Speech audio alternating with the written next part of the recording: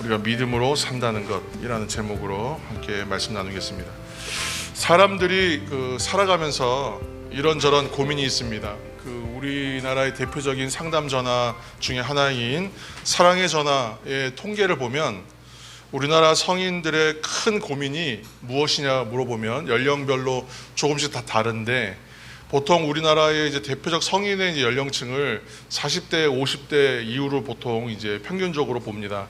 그러면 40, 50대가 주류를 이루는 그럼 성인들의 고민이 무엇이냐 물어보면 가장 큰 고민은 가족 부양에 대한 고민이라고 해요. 연령별, 성별로 각각의 이제 다른 여러 고민들이 있지만 가장 큰 문제는 가족에 대한 문제다, 이렇게 이제 말한다는 거죠. 그 고민에 대해서도 우리가 또 깊이 한번 숙고해 볼 만한 문제가 있지만 오늘은 그런 이야기를 하려는 것이 아니라 사람들에게는 어떤 방식이든 간에 고민이 존재하더라는 거예요. 살아가다 보면 생기는 것이고 또 잘 해결되지 않기 때문에 고민인 것이죠. 근데 문제는 뭐냐면 어떤 분들은 아예 일어나지도 않았고 아직 일어나지도 않은 그런 일들에 대하여도 고민하시는데, 이 고민을 하는 정도가 너무 과도하게 고민하는 분들도 있어요. 걱정이 지나치다 이렇게 생각이 되는 분들입니다. 그래서 또 세상 살아가면서 아무 고민 없이 살면 참 좋을 텐데 그렇지 못하고 과도하게 고민할 만큼 고민하는 것이 인생이다, 이제 그런 말씀 드립니다. 근데 오늘 본문에 등장하는 하박국 선지자에게도 큰 고민이 있었습니다. 아주 깊은 고민이었는데, 하박국 선지자는 우리가 이제 새벽 계속 이제 읽어오는 말씀 안에서 발견했던 것처럼 예레미야 선지자와 동시대 사람입니다. 그래서 그 활동 기간이 비슷하게 겹치고 또 활동하던 곳은 예루살렘입니다. 하박국 선지자가 활동할 당시에 유다 왕국, 남유다 왕국이죠. 내부에는 불의와 폐역이 가득하고 외부로는 강대국 압박이 심하니까 나라가 쇠퇴하다 못해 이제 다 무너져가던 중입니다. 나라의 국력은 크게 쇠퇴하였고 북쪽의 강대국이 이제 바벨론입니다. 바벨론과 이 관계에서 살아남기 위해서는 조공 바치는 수밖에 없었어요. 그래서 어마어마하고 막대한 조공을 무리하게 바칩니다. 그러다 보니까 조공을 많이 이렇게 바쳐야 된다는 것은 결국은 그거 다 세금으로 나오는 것이니까, 그래서 일반 백성들의 삶이란 것이 이래저래 치여서 비참한 지경에 이르렀던 그런 상태였다는 거예요. 근데 그때에 부름받은 사람이 하박국 선지자예요. 하박국 선지자가 하나님의 뜻으로 부르심을 받고 세상을 바라보니까 너무나 불합리하고 부조리합니다. 그래서 당시의 현실을 도무지 이해할 수가 없어요.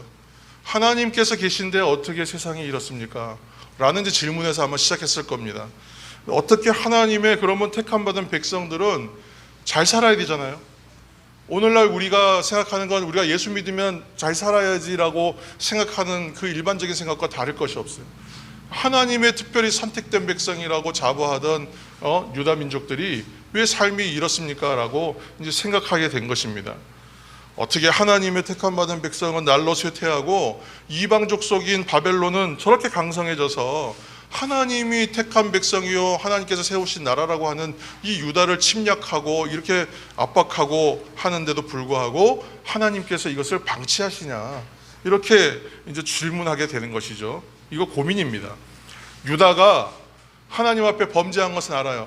하나님께 온전하지 못하여 범죄한 것은 알겠지만 그래도 택하신 백성이신데, 하나님께서 택한 백성인데 어떻게 그 백성들을 징계하시는 하나의 도구로서 바벨론, 저 나쁜 대적과 같고 어찌 보면 더 악한 자들인데 저들을 통하여 우리의 죄를 심판하시겠다는 것도 이해가 안 되는 거예요. 그리고 당시 왕이 여호야김 왕입니다. 여호야김은 악하고 무능한 왕의 대표적인 왕 중에 한 명입니다. 그러다 보니까 저렇게 악한 사람, 저렇게 무능한 사람을 대표의 지도자의 왕으로 세우셔서 그 사람을 그대로 둔다는 것 자체가 어떤 변화도 기대할 수가 없게 하는 것이 아니냐, 그래서 답답했던 거예요. 그래서 오늘 말씀, 이제 오늘을 읽지 않은 본문이지만 하박국 1장 13절 말씀을 보시면 이러한 마음이 가득 담긴 하나님을 향한 하박국 선지자의 질문이 있습니다. 하박국 1장 13절 말씀 함께 읽겠습니다. 1장 13절. 주께서는 눈이 정결하심으로 악을 참아 보지 못하시며 패역을 참아 보지 못하시거늘 어찌하여 거짓된 자들을 방관하시며 악인이 자기보다 의로운 사람을 삼키는데도 잠잠하시나이까. 아멘. 우리가 지금 이제 얘기했던 서두의 이야기들과 거의 상통하는 한 절로 요약된 말씀이죠. 하나님께서 어떻게 이렇게 의인들을 삼키는 악인들을 그냥 두고 보십니까? 하나님 악을 가만히 참아서 보지 못하시는 분 아닙니까? 이제 이런 거죠. 그러니까 분노와 불평에 대하여 하나님께서 답을 주세요. 오늘 그것이 오늘 말씀입니다. 하박국 2장 3절에서 4절까지의 말씀을 우리가 한 목소리로 함께 읽겠습니다. 이 묵시는 정한 때가 있나니 그 종말이 속히 이르겠고 결코 거짓되지 아니하리라. 비록 더딜지라도 기다리라. 지체되지 않고 반드시 응하리라. 보라, 그의 마음은 교만하여 그 속에서 정직하지 못하나 의인은 그의 믿음으로 말미암아 살리라. 아멘. 우리는 하나님께서 주신 대답 안에서 하박국 선지자의 고민이자 각 시대의 의인들이 어떻게 보면 고통을 당하고 정작 악인들은 형통한 문제에 대하여 그 답을 구할 수가 있습니다. 오늘은 하박국 선지자의 고민을 우리의 고민, 나의 고민으로 함께 묵상하시면서 때때로 이해할 수 없었던 문제들이 있잖아요. 그러니까 우리가 이 문제에 대해서 논하면 이 문제에 대한 해결만 받는 것이 아니라 이 문제의 해결을 통하여 다른 문제에 적용할 수 있는 해답을 얻는 것입니다. 그래서 오늘 이 말씀 가운데에서 때때로 이해할 수 없었던 문제에 대한 해답을 구하시는 그런 은혜가 있기를 예수님 이름으로 축복합니다. 첫째로 하나님께서는 모든 일에는 하나님이 정하신 때가 있다고 말씀하세요. 정하신 때가 있다. 오늘 본문 2장 3절 보시면 2장 3절 말씀 보시면 이 묵시가 정한 때가 있다고 말씀하시잖아요. 정한 때가 있다. 3절 이 말씀을 제가 공동번역으로 읽겠습니다. 다른 번역이죠. 공동번역. 네가 본 일은 때가 되면 이루어진다. 끝날은 반드시 찾아온다. 쉬 오지 않더라도 기다려라. 기어이 오고야 만다. 아멘. 무슨 말씀인지 여러분 잘 들어오시죠? 우리는 하나님의 일하심을 흔히 어디에 비유하냐면 농사에 비유합니다. 농사 짓는 일에. 농사는 씨를 땅에 뿌리죠. 그리고 추수할 때가 돼서 걷어들이는 거예요. 이것은 뭐 만고불변의 이치입니다. 근데 농사를 잘 짓는 비결이 무엇입니까? 물어보면 여러 가지 뭐 요즘에는 농법이나 공법이나 뭐 이렇게 해서 다른 이야기들이 나올 수 있지만 기본적인 어떤 것은 똑같아요. 뭐냐면 때에 따라서 때에 맞게 일하는 것. 그것이 가장 정확하죠. 농부는 씨가 뿌릴 때가 되면 때에 맞게 씨를 뿌립니다. 모를 내고 물도 알맞게 조절해 주고 적당히 때를 따라서 김도 메워줘서 관리도 하고 그리고 뭐 요즘에는 해충 방제 이런 것도 잘 해야 되겠죠. 그렇게 하고 기다리는 것이 언제냐면 추수의 때를 기다리는 거예요. 그때 걷어야 되니까요. 그런데 때가 아직 추수할 때가 안 됐어요. 아직 연글지도 않았어요. 그런데 우리 추수할 수 있겠습니까? 그때 때가 이르지도 않았는데 추수하겠다고 하는 사람은 없어요. 다 비웃을 겁니다. 아무리 급해도 바늘을 허리에 메어서 쓸 수는 없는 것과 동일한 거예요. 아무리 급해도 추수의 때가 되어야만 추수할 수 있다. 하나님의 역사도 그러하다라고 말씀하시는 거예요. 세상의 이치는 알면서 왜 하나님의 역사는 속히 이루어지지 않는다고 보채느냐. 어찌 보면 그런 말씀일 수도 있습니다. 하나님의 역사는 반드시 하나님의 때에 이르러 이루어지기 때문에 그렇습니다. 그런데 사람이다 보니까 하나님의 때가 이르지 않은 것에 대하여 답답할 수 있습니다. 또 조급할 수도 있어요. 왜요? 때를 알지 못하니까. 하나님 언젠가는 이루어진다는 것은 내가 믿음으로 기다리겠습니다. 그러나 언제인가가 답답한 거예요. 우리는. 그러다 보니까 불평이 원망이 됩니다. 그렇지만 이 모든 일들은 지혜롭지 못한 태도죠. 왜냐? 하나님의 정한 때에 대해서야 일은 이루어질 것이기 때문에 그래요. 예수님께서 그 요한복음 말씀에 보면 가나 혼인잔치 이야기 아실 것입니다. 마리아, 모친 마리아와 제자들과 함께 그 가나 혼인잔치에 가셨어요. 잔치집에 갔는데 포도주가 떨어졌어요. 그러니까 큰일이 난 거예요. 포도주가 아주 그 잔치에 필요한 것이었는데 그 문제가 생기니까 모친 마리아가 예수님께 오셔서 물어보셨어요. 이거 어떻게 좀 해결해 달라고 요청한 것이죠. 그때 예수님께서 뭐라고 말씀하시냐면 이것이 무슨 나와 상관이 있느냐고 얘기하시면서 이 어려움 모르는 거 아니거든요. 근데 그렇게 굳이 말씀하시면서 아직 내 때가 아니라 그렇게 말씀하세요. 예수님도 자신에게 주어진 사명을 나타낼 때가 이르러야 그때서야 할 수 있다. 그렇게 말씀하셨어요. 예수님도 하나님의 때를 따라서 사셨다는 증거 중에 하나입니다.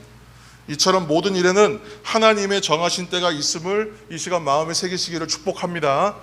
둘째로 하나님께서는 기다리라 말씀하세요. 그러므로 우리는 기다려야 되는 것이죠. 3절 말씀 우리 다시 한번 읽겠습니다. 3절입니다. 이 묵시는 정한 때가 있나니 그 종말이 속히 이르겠고 결코 거짓되지 아니하리라. 비록 더딜지라도 기다리라. 지체되지 않고 반드시 응하리라. 아멘. 지금 기다리라는 말씀 앞에서 우리가 생각하는 생각은 하나 있어요. 기다리라고 하면 기다리는 거예요. 그런데 대부분 기다리는데 약속 시간 잡았는데 1시간, 2시간 여러분 기다리면서 뭐 하겠어요? 옛날에는 지금은 스마트폰이 있으니까 스마트폰 열심히 아마 볼 겁니다. 어디 전화도 괜히 하고 문자도 괜히 보내고 검색도 하고 계속 할 일 없이 뭔가 시간을 보내겠죠. 예전에는 어떻게 생각했어요? 정말 예전에는 저기 신촌에 가면 연세대학교 앞에 가면 독수리 다방이라고 있었는데 저도 독수리 다방에서 친구들 기다릴 때가 있었는데 친구 둘이서 2명을 기다립니다. 그런데 1시간이 지나도 안 오는 거예요. 나중에 이제 알고 보니까 그때는 데모가 있던 시절이라 데모대 때문에 중간에 길이 막혀갖고 양쪽에서 서로 어쩔 줄 모르고 있었던 건데 아무튼 기다리는데 친구하고 둘이서 뭐 했냐면 그때는 성냥이 가운데 있었어요. 이러면 너무 연식이 나옵니다만 여러분 지금은 다 아실 겁니다. 성냥을 꺼내가지고 욕먹을 각오하고 탑을 쌓는 거예요. 탑을 열심히 공들여서 쌓는 겁니다. 시간 잘 갑니다. 기다리란 말은 지금 이렇게 의미 없이 시간 보내라는 것이 아니라 팔짱 끼고 할 일 없이 시간 보내면 되는 그런 막연한 기다림이 아니에요. 성도 여러분, 막연하게 기다리다 보면 어떻게 되냐면 이것은 기다림의 의미가 좀 상쇄돼 버려요. 좀 방치되는 것과 같아요. 물건이 방치되면 금세 낡고 쓸모없게 되는 것처럼 물건을 그냥 방치하면 못 쓸 것이 돼버리죠. 자전거도 안 타고 한 3개월 놔두면 정말 먼지가 그득 쌓이고 제대로 탈 수 없는 자전거를 금세 변모합니다. 뭐 비도 맞고 그러면 더 빨리 못 쓰게 됩니다. 이처럼 오히려 기다리는 시간 동안에 해야 될 일은 뭐냐 하면 관리하는 거예요. 부지런히 쓸고 닦고 기름칠해야 되는, 그렇게 준비해야 됩니다. 날짜를 받아놓은 수험생은 그 시험 날짜를 기다려요. 그런데 놀면서 기다리는 학생은 없어요. 그 날짜가 다가온다는 것을 알기 때문에 시험 날짜가 고지되기 전부터 준비하는 거예요. 그리고 몇 월 며칠 날 시험이 고지가 되면 그 날짜에 맞춰서 자기의 모든 일정을 맞춰서 피치를 달리는 겁니다. 인생을 걸어요. 그것이 오늘날 수험생, 고시생들의 인생입니다. 그것처럼 날짜를 받아놓은 수험생이 그날까지 최선을 다해 시험에 응할 수 있는 것처럼 하나님의 약속할 때에, 하나님의 약속의 때에 이루어질 것을 확신하는 사람은 최선을 다해 준비하는 겁니다. 이 사람이야말로 하나님께서 약속하신 때를 온전히 기다리는 사람이죠. 준비하고 애쓰면서 기다리는 사람, 그 사람이 하나님의 약속을 기다리는 사람이 됩니다. 그 인생의 결과는 그러면 어떻게 될까요? 하나님의 때에 반드시 성취를 얻을 것이다. 오늘 말씀에 뭐냐면 때가 더딜지라도 기다리라. 그 날이 언제라고요? 반드시 응하는 날이 온다 그랬어요. 그렇기 때문에 준비하는 사람은 반드시 성취를 얻게 됩니다. 그러나 인생에 이러한 신앙의 경험이 없는 사람, 신앙의 훈련과 체험이 없는 사람은요, 어떻게 하고 기다리겠어요? 마치 달란트 받은 사람 중에 한 달란트 받은 사람이 어떤 행동을 취했는지 여러분 아실 것입니다. 주인이 오는 날까지 그 한 달란트 받은 것 어떻게 했어요? 땅에 묻어버렸어요. 잃어버릴까봐, 놓쳐버릴까봐, 손해볼까봐 놔뒀다는 거예요. 세상 이치로 보면 그럴듯해 보입니다만 세상 이치로 보면 또 그렇지도 않아요. 오늘날 은행의 금리가 점점 좋아지는데 그러면 맡겼어야죠. 아무것도 하지 않았다는 얘기입니다. 방치하면 못 쓰게 됩니다. 그러나 기다리는 사람은 준비하는 사람이에요. 때에 이르러 하나님께서 반드시 이루실 것이라 확신하는 사람은 그 시간을 기다리면서 자신이 준비하는 거예요. 최선을 다하는 거예요. 그렇지 않은 사람은 주인이 돌아와서 계산하는 날에 그 한 달란트마저 빼앗기는 것입니다. 부끄러움을 당할 것입니다. 3년을 위해서 30년을 준비하는 인생이 있었습니다. 바로 우리 주님 예수 그리스도의 이야기입니다. 예수님께서는 그 3년간의 공생애를 위해서 30년을 기다리셨어요. 예수님께서 마음만 먹으셨으면 아마 하루아침에도 하나님의 사역을 다 이루실 수 있으셨을 거예요. 그러나 30년을 기다려 3년 후에 또 무리하게도 그 공생애를 진행해요. 그 3년간의 일정은 아주 살인적인 일정입니다. 그 일정을 감당하기 위해서 어느 날 시작하면 그냥 준비되지 않은 상태에서 그 일을 할 수 있었을까요? 30년간의 절치부심하는 것처럼 준비하는 시간, 갈고 다듬고 준비하는 시간이 있었기 때문에 그 3년간의 시간 동안 다 쏟아낼 수가 있었던 거예요.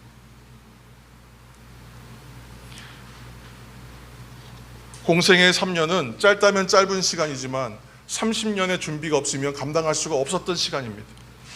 사실 하나님께서는 우리들도 세상에 태어날 때부터 기다리는 훈련 시키셨어요. 그래서 우리는 기다릴 줄 알고 기다리는 것이 무엇인지를 압니다. 우리가 어머니 복중에서 세상에 나올 때 얼마 기다려야 되죠? 10개월 정도 기다립니다. 물론 조금씩의 차이는 있겠으나 10달은 기다려야 돼요. 근데 만일 그 기간 기다리지 못하고 나는 세상에 빨리 나가겠다 하고 준비 없이 나오면 어떻게 되겠습니까? 미숙아로 태어날 수밖에 없는 거예요. 약간의 시간차는 허용이 되겠지만 너무 무리해서 일찍 나오면 오늘날 아무리 의술이 좋아졌다고 한들 그래도 손해보는 일이 많습니다. 문제가 생긴다는 것입니다. 정상적인 발육이 안 되는 경우가 태반입니다. 또 그렇게 태어난 아기는 이제 어머니의 젖을 먹어야 조금 자랍니다. 그리고 조금 자라야만 밥을 먹을 수가 있어요. 태어나자마자 나는 큰일 하겠다, 힘을 내서 일하겠다 하고 고기 먹을 수는 없는 겁니다. 기다려야 되는 것이죠. 그렇게 어린이집, 유치원, 중학교, 고등학교, 학교를 쭉 공부하고 우리나라 기본학제가 12년이에요. 대학원까지 포함하면 더 길어집니다만 이렇게 사회 구성원 되기까지의 기다림의 시간이 또 필요한 거예요. 인생에는 기다림의 시간의 연속이라는 뜻입니다. 요즘에는 사람이 죽은 후에도 기다려야 됩니다. 장례 절차, 화장 절차 하려면요 미리 예약 안 하면 엄청나게 줄 서서 기다려야 됩니다. 코로나 기간에는 더 심했다고 들었습니다. 장례 절차가 그렇고 화장터에 들어가는 순서도 기다려야 합니다.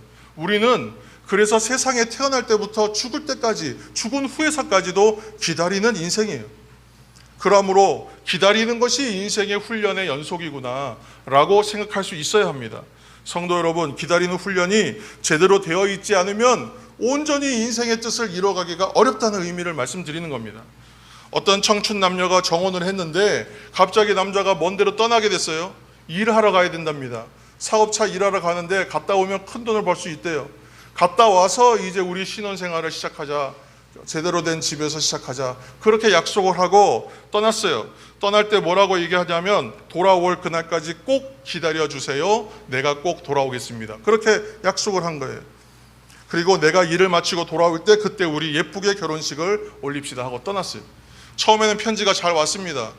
그 편지에는 항상 내가 꼭 돌아오겠다, 내가 일 잘하고 있다, 기다려라, 그 말을 계속 했단 말이죠. 자, 그래서 여성은 남성을 기다려요. 약혼자로부터 편지가 자주 왔었는데 어느 날부터 편지가 뜸해지더니 갑자기 편지가 뚝 끊어져요. 시간이 지났는데도 편지도 안 오죠. 예정됐던 시간은 훨씬 지났는데도 연락도 없습니다. 그렇게 해서 한 해가 지났어요. 그 다음 해는 연락이 있겠지. 2해가 지났는데 연락이 없어요. 그렇게 해서 지난 시간이 10년이 지났다는 거예요. 여러분, 10년이면 강산이 변하고 요즘에는 아마 세상이 너무 빠르니까 2번쯤 더 변할지도 몰라요. 그런데 정혼자를 그렇게 기다렸다는 거예요. 놀랍게도 또 다행히도 이윽고 떠났던 정혼자가 돌아왔어요. 두 사람이 감격스럽게 만났어요.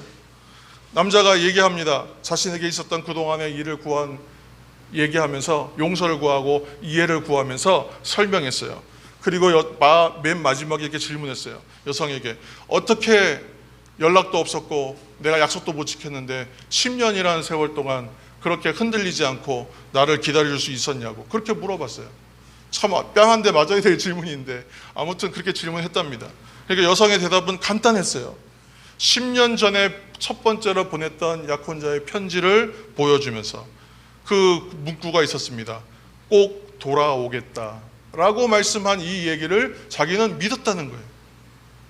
그래서 힘들고 어려우면 이 첫 번째 보냈던 편지에 꼭 돌아오겠다는 말을 가슴에 새기면서 그렇게 기다릴 수 있었고, 나는 이 말에서 위로를 받을 수 있었다고 그렇게 얘기를 했다는 겁니다. 성도 여러분, 사람 사이에서도 약속과 믿음은 의미가 있고 또 그것이 참 중요합니다. 그렇다면 우리 하나님과의 약속과 그 관계에서는 어떻겠습니까? 오늘 하나님께서는 뭐라고 말씀하시냐면 반드시 응하리라 그렇게 말씀하셨거든요. 성경에 이렇게 반드시 응한다라고 표현한 것은 굉장히 강력한 표현입니다. 반드시 이루어진다는 뜻입니다.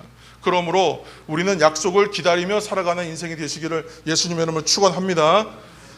마지막으로 의인은 믿음으로 말미암아 산다고 했습니다. 우리는 이 말을 아주 귀에 못이 박히도록 들었던 말씀입니다. 오늘 본문 4절에 보시면 의인은 그의 믿음으로 말미암아 살리라 이렇게 말씀하세요. 하나님의 일은 정하신 때가 있습니다. 그러므로 믿음의 사람은 믿음으로 그 때를 기다리며 사는 거예요. 그러므로 기다리며 살아가는 성도의 삶의 모습은 믿음을 따라 사는 것과 같아요. 하나님의 말씀대로 때가 있다, 기다리라, 그래서 기다릴 줄 아는 사람, 그 사람의 삶이야말로 정말 믿음을 따라 살아가는 믿음의 삶이라는 겁니다. 흔히 사람들은 요즘에 그런 영화 제목, 요즘 영화는 아니지만 영화 제목이 그런 제목이 있었습니다. 나쁜 놈들의 전성시대, 이런 말이 있었어요. 그만큼 오늘날 이 시대는요, 요령 있는 사람, 수단과 방법 안 가리는 사람들이 성공하지, 법대로 하고 규칙대로 하고 다른 사람 하는 대로 룰을 지켜서 하는 사람은 손해보는 시대라는 겁니다. 불의한 자가 잘 되고 하나님의 말씀하시는 의로움이 세상에 드러나지 않는 것처럼 보여요. 하나님 뭐가 이렇습니까? 우리가 하나님 말씀대로 최선을 다해 살았는데 이것이 무엇입니까? 왜 이 모양 이 꼴입니까? 저는 왜 이것밖에 안 됩니까? 라고 우리가 한탄하면서 실망할 수 있다는 겁니다. 낙심하기 쉽고 실망하기 쉽습니다. 그래서 어떤 분들은 신앙생활 쉽게 떠나는 사람이 있어요. 나 이제 교회는 다시 뒤도 안 돌아본다 하고 떠나시는 분들도 있습니다. 그리고 세상을 열심히 따라가요. 그런데 믿음의 사람은 어떻게 사는 사람입니까? 믿음 있는 사람은 그럴수록 더 나는 내 갈 길 가는 사람이에요. 모두가 아니라고 말하고 세상을 향해서 터닝 포인트를 잡아서 돌아갈 때도 나는 그냥 앞으로 가는 사람이에요. 믿음을 따라가는 사람, 믿음을 공고히 하고 믿음 지키려고 힘을 다해요. 이를 악물고 인내해요. 믿음은 종달새, 새의 알에서 그 새의 지저귀는 소리를 듣는 것이다, 그런 말이 있더라고요. 여러분, 이 말을 한번 잘 생각해 보세요. 그 알에서, 아직 태어나지도 않은 알에서 그 지저귀는 소리를 미리 듣는 사람이 믿음의 사람이랍니다. 믿음은 눈에 보이는 것 이상의 것을 보는 것이라고 말하는 거죠. 눈에 보이는 것 이상의 것을 보는 사람이 믿음의 사람이라는 것입니다. 세상에서 볼 수 없는 것 이상의, 볼 수 있는 것 이상의 것이 보이는 거예요. 세상에서 눈에서 보이는 것 이상의 것을 바라볼 수 있는 사람이 믿음의 사람이라는 것입니다. 그러다 보니까 믿음의 사람은 세상의 문제들과 현상에 좌우되지 않는 것입니다. 믿음으로 사는 사람은 그래서 믿음으로 세상을 바라보고 하나님이 주신 소망 붙들고 인생을 살아가게 돼요. 구약의 인물들 가운데 여러 인물이 있습니다. 믿음의 인물들이. 그런데 참 저는 여호수아와 갈렙 좋아합니다. 여호수아와 갈렙이 어떻게 보면 출애굽하여 그 가나안 입성할 때의 이야기들을 생각해 보면 그래요.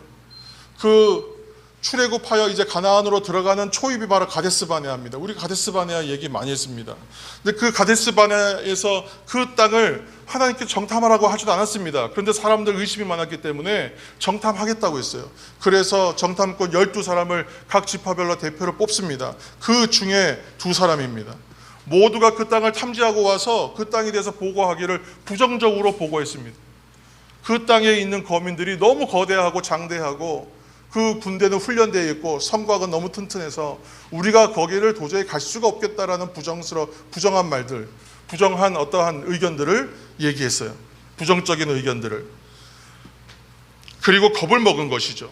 그래서 오히려 그들에 비하면 우리들은 메뚜기와 같다, 이렇게까지 말했습니다. 이 말을 듣고 백성들이 모두 실망해서 그 밤에 통곡을 하고 난리가 났습니다. 그런데 두 사람, 여호수아와 갈렙만은 생각이 달랐어요. 모두가 아니라고 할 때 이 두 사람은 달랐습니다. 이 두 사람은 왜 그렇게 의견이 다를 수 있었겠습니까? 이들에게는 무엇이 있었기 때문에 그래요? 믿음이 있었기 때문에 그래요.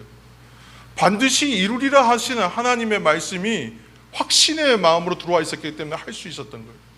그런 상황에서는 그러한 반대 의견조차도 얘기하기가 어렵습니다. 그런데 그때에 얘기합니다. 그리고 약속하신 대로 우리는 가나안 들어갈 수 있다. 그렇게 올라가자. 오히려 그들이 우리의 밥이다라고까지 얘기합니다. 결국 가나안 정복을 완성하는 사람들은 누구입니까? 여호수아와 갈렙 같은 믿음의 사람 통하여서 결국은 이루어지는 일입니다. 믿음으로 사는 사람은 그래서 절망이나 낙심을 이길 수 있습니다. 우리는 환난은 인내를, 인내는 연단을, 연단은 소망을 낳는다 그랬어요. 결국은 환난을 통하여 소망을 발견하게 돼요. 소망 붙드는 사람은 믿음으로 살아갈 수 있어요. 소망이 있어야 우리는 살죠. 믿음의 체계는 그렇게 소망이 있어야만 사는 사람, 소망을 붙들고 살아가는 사람이라고 믿음의 체계가 완성되는 것입니다. 항상 믿음의 사람은 그래서 긍정하고 적극적 인생의 태도로 살게 됩니다. 다시 한번 말씀드리지만 믿음은 환난 중에 주신 소망 붙들고 살기 때문에 그렇습니다.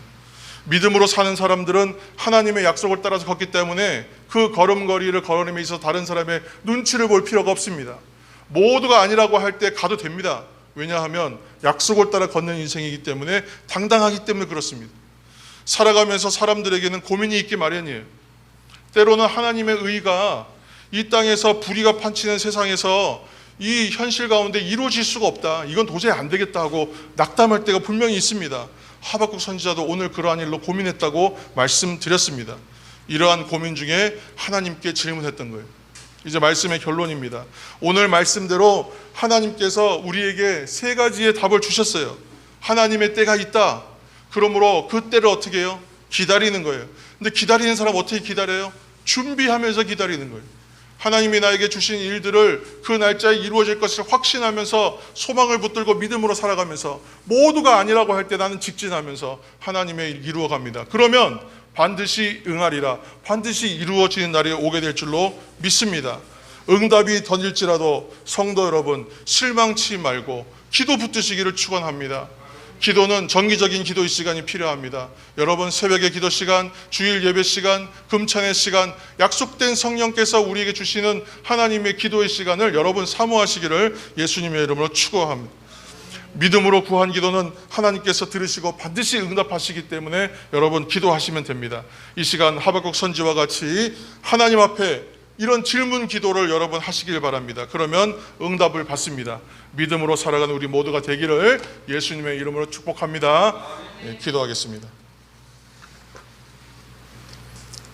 오늘 우리 찬송 고백처럼 오늘 이곳에 계신 성령님, 우리에게 말씀하시고 우리를 가르치시고 닫혀있는 우리의 마음을 열어주시고 빛으로 밝혀서 우리를 인도하옵소서. 그리하시면 우리가 믿음으로 가겠나이다. 우리에게 소망을 주실 때에 환난 중에 있으나 믿음 붙들고 소망 붙들고 그 길 걸어가게 될 줄로 믿습니다. 의인은 믿음으로 말미암아 산다 하였습니다. 이 세상 하나님의 뜻이 보이지 않고 하나님의 뜻으로 살아가는 백성들의 길이 막히는 것처럼 보이는 현실 속에서도 낙심하고 낙담하지 않을 방법은 하나님께서 정녕 반드시 응하리라 말씀하여 주신 그 말씀 한 절입니다. 아버지 하나님, 이것이 우리의 소망 되게 하시고, 아버지 하나님, 이 소망의 말씀 붙들고 걸어가는 우리의 길이 믿음의 길 다 되게 하여 주옵소서. 예수님의 이름으로 기도합니다. 아멘.